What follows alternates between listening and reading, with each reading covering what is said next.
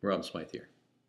If you're writing fiction, novel, short story, one of the first things you'll have to do is decide what POV to use.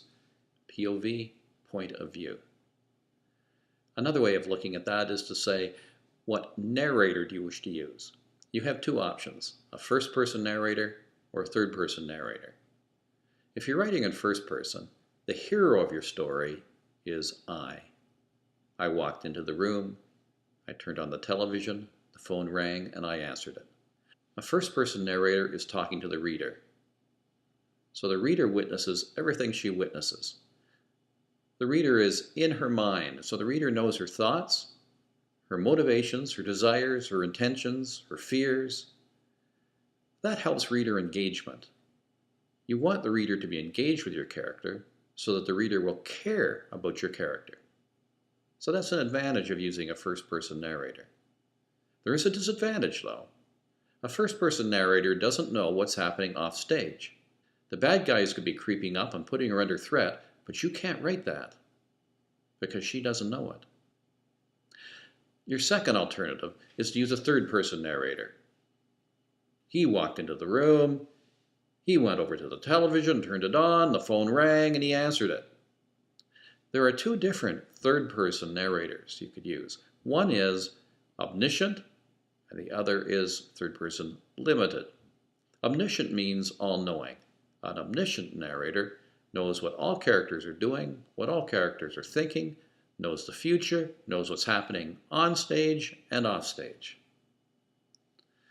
If you don't do it carefully, then instead of the reader being inside a character's mind, the reader is at a distance, less engaged, because the reader is standing beside a distant narrator just observing what goes on. So that's a little bit of a disadvantage of using an omniscient narrator. You can get around that by using third-person limited. And limited means limited to the POV of one character per scene. The reader then is inside that character's mind, witnessing what she witnesses and experiencing what she experiences. So that helps you get reader engagement with that character.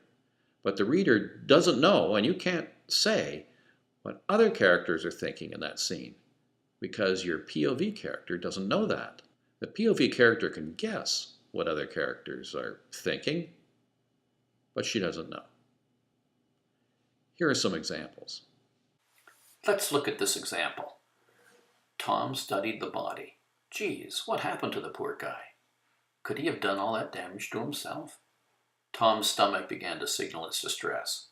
He turned away, but not before seeing a grin on Sheldon's face. That jerk was always looking for a way to feel superior. With him as a partner, the next few months are going to be a pain. Now we're writing in third person limited. We're limited to the point of view of Tom. So that question, what happened to the poor guy, that was obviously Tom thinking about it. You see that we're inside Tom's mind. So we, as readers, are intimate with his thoughts and his feelings. Now let's look at another way of saying the same thing. Tom studied the body, wondering what had happened to the poor guy. Surely the man couldn't have inflicted that much damage on himself. His stomach began to signal its distress. We're in Tom's point of view, right? Well, could be, but look at the next paragraph. Sheldon grinned at Tom's discomfort. What a loser the kid was. Tom was lying to himself if he thought he could be as good a cop as me, Sheldon thought. Well, we must be in Sheldon's point of view. Except, not quite, because the Sheldon thought indicates that it's an omniscient narrator who's telling us what Sheldon thought. We're not experiencing Sheldon's thoughts.